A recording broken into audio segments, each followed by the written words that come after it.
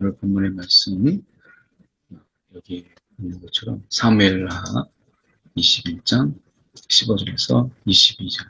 오늘 본문은 길지 않습니다.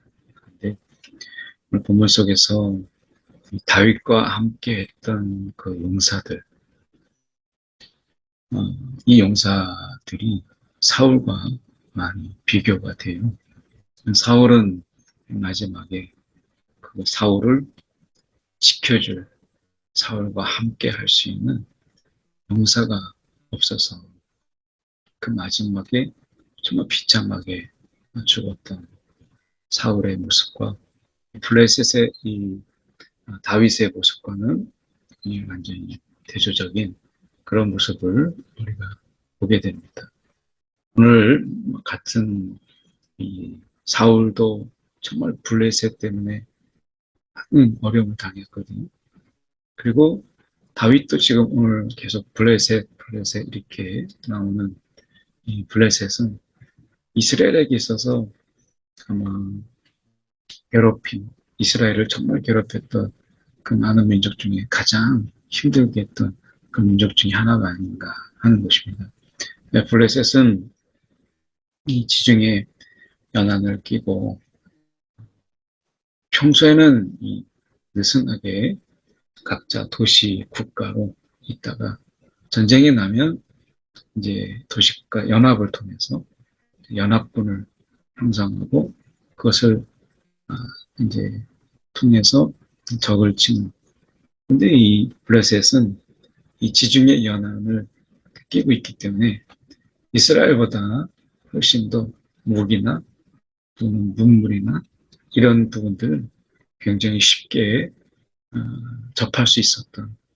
그래서 이스라엘보다 항상 무기적인 측면에서 좀 앞섰고 또 블레셋 사람들이 이 지중해 연안을 끼고 있기 때문에 굉장히 호전적인 그런 민족성을 가진 것이 블레셋 사람입니다. 그래서 이 블레셋 사람들은 이스라엘과 싸웠을 때 늘 이스라엘이 버거워하는 그런 대적 중에 적들 중에 늘 하나였던 것이죠. 싸움이라고 하는 것이 우리가 언제나 이렇게 보면 만만한 상대라고 하는 것이 있을 수 있겠습니까? 그 전쟁에서 작전 하나 잘못 세우고 또 우리가 판단 하나 잘못하면 전쟁이라고 하는 것이 순식간에 그 승패가 확 바뀔 수 있는 것이 전쟁이라고 하는 것 아니겠습니까? 그런 의미에서 우리가 이 전쟁이 쉽지 않지만 특히 이 다윗이 아브라함에게 약속하셨던 그 땅, 그 땅을 다윗 때 이렇게 다 그 언약대로 성취될 수 있었던 그 비결이라고 한다면 몇 가지 우리가 다윗을 통해서 살펴볼 수 있는 그런 부분인데 한번 저희가 본문을 통해서 그 부분을 저희가 함께 다뤄보려고 합니다.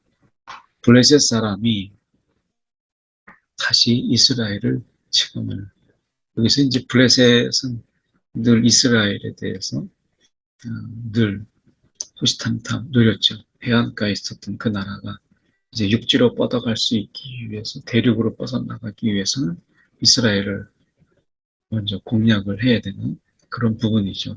흡사 우리가 보면 일본이라고 하는 그런 섬나라가 이 대륙이라고 하는 나라를 항상 호시탐탐 노리고 있을 때 늘 우리나라를 먼저 점령하고 거점으로 삼아서 대륙으로 뻗어나가려고 했던 그들이 한때 야욕이 있었고 그 야욕을 지금도 버리지 못하고 있는 부분들이 있는 것처럼 블레셋 사람들은 늘 이스라엘을 치고 점령해서 이제 더 큰 대륙으로 뻗어나가고 싶은 이런 욕심이 있었죠.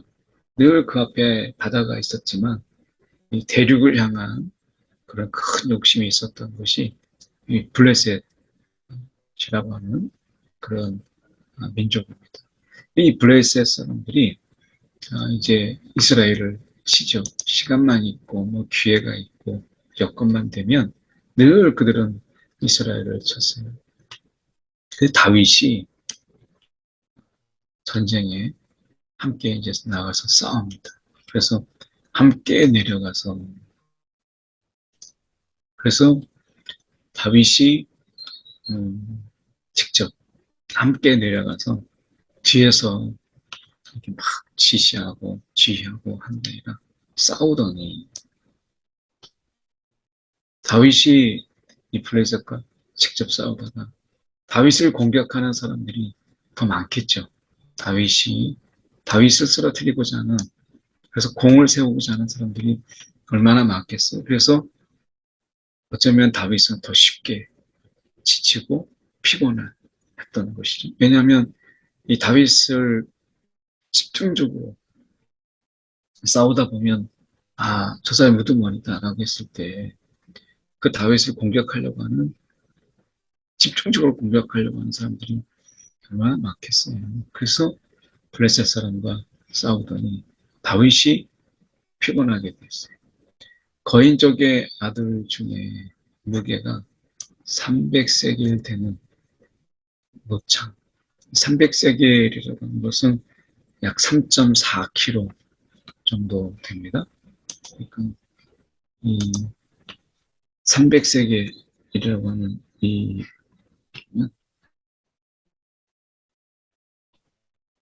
세겔이라고 하는 이것이 지금으로 계산하면 약 3.4kg 정도 되는 이런 무게죠. 그래서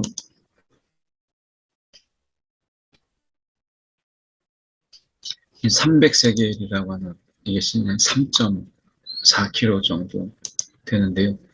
이것이 한번 들어서 휘두르고 마음대로 할 수 있다라고 하는 이것은 쉽지 않죠. 3.4kg. 그러니까 딱 생각할 때 3.4kg. 이게 과연 이렇게 생각될 수 있지만 이것을 자유자재로 다루고 할 수 있다는 것. 이것은 쉽지 않아요. 그래서 무게가 3.4kg, 그러니까 300세계 되는 노창을 들고 그 창을 들고 세 칼을 찬 이렇게 돼 있죠. 노창을 들고 한쪽에 창을 들고 그리고 칼을 찬 이런 이스비브노브이라고 하는 이 거인족의 한 사람이라고 이야기하죠. 그래서 이스비브노브이 다윗을 죽이려고 이렇게 합니다. 그러니까 이 지쳐있는 가운데 있잖아요. 피곤한 가운데 이렇게 육중한 그리고 그 칼 무게와 창을 들고 있는 그런 자가 다윗을 죽이려고 합니다. 그럴 때 이 다윗을 지키기 위해서 이러한 상황에 놓여 있을 때 사울의 경우에는 어떻게 했어요? 지금 자기 앞에 있는 적을 상대하느라 왕이 어떤 상황인지를 주목하지 못했죠. 그런데 지금 이 다윗을 둘러싸고 있는 사람들은 늘 다윗이 어떤 상황인지, 지금 어떤 처지에 있는지, 그리고 어떻게 싸우고 있는지 이 부분에 대해서 자신들의 싸움 속에서 다윗을 늘 이렇게 바라보고 또 지켜보고 내가 도와줄 건 없는지 또 보호해 드려야 될 건 없는지 이런 부분에 대해서 관심을 가졌다라고 하는 것입니다. 그래서 이 다윗을 이제 죽이려고 할 때 여기서 이 피곤하다라고 하는 이 말씀이 다윗의 지금 상황이 이 비브노를 상대하기에는 좀 벅찼다 이렇게 볼 수 있죠. 그래서 수르의 아들 아비새가 여기서 보면 아비새가 다윗을 도와. 그러니까 이것은 도왔다라는 것은 아비새가 늘 다윗을 어떻게 보면 생각해 보세요. 지금 이 이스비브노비 창을 들고 있다고 했어요. 3.4kg의 창. 이 창은 무겁긴 하지만 한번 날아가면 굉장히 빠른 속도로 창을 꽂힐 수 있는 것이죠. 그러니까 이 창이라고 하는 것은 하찮은 순간에 날아와서 왕의 다윗에게 꽂힐 수 있는 굉장히 큰 무기잖아요.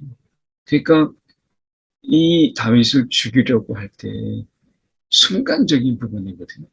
그러니까 이 아비새가 다윗을 도왔다라고 얘기했을 때 이것은 다윗을 늘 싸우면서 다윗을 지켜보고 그리고 다윗에 대해서 관심 그 이상의 부분을 계속해서 두지 않으면 어려운 이야기죠. 그러니까 그런 상황에서 아비새가 다윗을 도와서 이 블레셋 사람들을 쳐 죽이니 그래서 이때 다윗을 구해줘요. 이때 추종자들이 이야기하죠. 왕은 우리와 함께 다시 전장에 나가지 마옵소서 라고 이야기합니다. 그러면서 뭐라고 이야기하냐면 이렇게 얘기하죠. 다윗을 향해서 이스라엘의 등불이라 이렇게 얘기합니다. 이것이 이 표현이 왕에 대한 어떻게 보면 이 표현 당신은 이스라엘에 정말 없어서는 안 되는 그런 왕입니다 라고 하는 왕을 향한 어떤 묘사일 수 있어요. 그런데 이스라엘 등불이라고 이야기하고 있는 이 부분, 이스라엘 등불이라고 하는 이 부분이 굉장히 중요하게 우리가 생각해 봐야 될 부분이죠. 이스라엘 등불이 꺼지지 말게 하는 것이죠. 그러니까 다윗이 존재하는 것 그 자체로 이들은 싸워야 될 의의가 있는 것이고 다윗이 존재하는 것만으로도 이들은 적과 자기 목숨을 다해서 싸워야 될 그런 이 이유와 그리고 그 싸워야 될 의미를 여기 두고 있다라고 하는 것이죠. 예수님은 빛이시라고 말씀하죠. 예수님은 빛이십니다.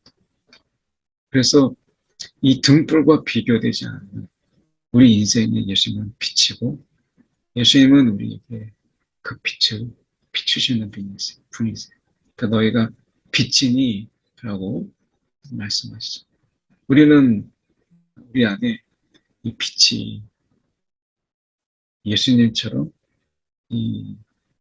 우리 안에서 스스로 발광체가 아니고 예수님을 비추는 그런 반사체죠. 그렇게 우리는 우리 안에서 예수를 자꾸 바라보고 예수를 비추고 예수를 바라보게 하는 그러니까 세례 요한이 예수를 가리켜서 보라 세상 죄를 지고 가는 어린 양이로다 라고 이 이스라엘에게 세례 요한이 예수님을 소개했던 것처럼 오늘 우리도 그 부활하신 예수 그리스도 십자가를 지신 예수 그리스도를 끊임없이 우리가 그분을 가리키고 그분을 바라보게 하고 또 그분을 우리가 세상에 알리는 우리는 발광체는 아니지만 그분을 우리가 비출 수 있고 또 그분에 대해서 우리가 가리킬 수 있는 이 엄청난 영광이 우리 가운데 있잖아요. 그런 가운데서 이스라엘 등불이라고 했을 때 다윗이 이스라엘 등불로 표현했다면 예수님은 저와 여러분의 인생의 빛이잖아요. 그분이 계심으로 우리가 있고 그분이 계심으로 우리의 삶의 의미가 있고 세상 속에서 힘들고 때로는 우리가 욕을 먹고 어려움을 당하지만 그러나 우리가 그분으로 인해서 고난이 의미가 있는 거고, 또 삶의 이런 내려놓음 속에서 우리는 그분 때문에 의미가 있는 것이죠. 그런 부분에서 본다면 이들이 정말 다윗을 아꼈던 것처럼 주님과의 우리 관계 속에서 우리는 영적 용사로서 영적 전쟁을 치르고 있죠. 물론 이 예수님께서는 십자가에서 이미 큰 승리를 이미 거두셨지만 우리는 지금도 예수님이 하셨던 그 영적 전쟁 속에서 우리는 여전히 주님과 함께 싸우고 또 주님을 위하여 싸우는 다윗의 용사들처럼 우리는 주님의 용사들입니다. 그래서 우리가 주님을 위하여서 그리고 늘 주님을 바라보면서 우리가 이 전쟁을 하는 것처럼 다윗의 용사들이 그렇게 한 것이에요. 그래서 여기에서 이 표현 이스라엘의 등불입니다. 라고 하는 싸워야 될 이유 그리고 전쟁터라고 하는 이 어둠 죽음의 그늘이 가득한 그곳에서 다윗은 이스라엘의 등불이었다. 이 표현이 그들에게 있어서 그냥 나온 것은 절대 아니죠. 오늘도 우리 속에서 이 영적 전쟁이라고 하는 이 칠흑 같은 어둠 속에서 예수님은 빛으로서 우리 가운데 존재하는 것이죠. 오늘 말씀 속에서 보면 그 후에 다시 블레셋 사람과 곱에서 전쟁할 때에 부사 사람 시브게는 거인족의 아들 중 사함을 쳐 죽였고 또다시 블레셋 사람과 곱에서 전쟁할 때 베들레헴 사람 야레오르김의 아들 엘하나는 이 가드의 골리앗의 아우 라오미를 죽였다. 근데 그 자의 그 창자로는 배틀째 같았다. 이렇게 말씀하죠. 그러니까 쉽지 않은 전쟁, 쉽지 않은 장소를 이때 당시의 전쟁은 결국 장수를 누가 쓰러뜨립니다. 적이 이스라엘의 장수를 쓰러뜨리느냐 아니면 이스라엘이 우리가 블레셋 사람들의 장수를 치느냐 우리가 골리앗과의 싸움을 우리가 보면 알 수 있죠.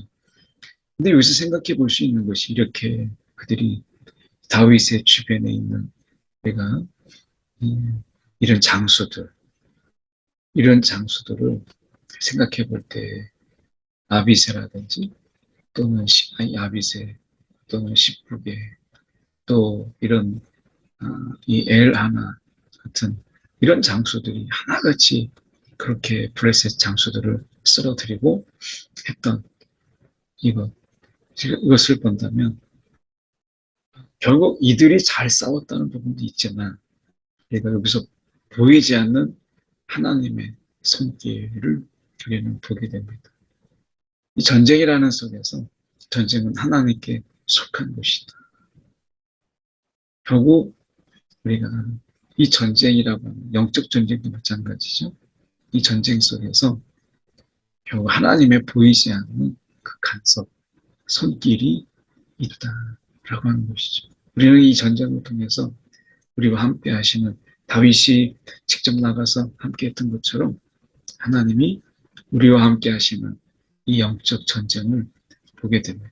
그분이 함께 하시면 이러한 전쟁의 승리의 소식들이 있게 되는 거예요. 또 가드에서 전쟁할 때에 그것의 키가 큰 자 하나는 손가락과 이 발가락이 각각 6개씩 24개 거인족의 소생이라. 뭐 보기만 해도 흉측하고 또 어떻게 보기만 할 때 우리가 굉장히 무섭게 생긴 한 사람을 생각해 본다면 그가 이스라엘 사람을 능력했다. 이스라엘 사람을 능력한 것은 결국 하나님을 능력한 것이죠.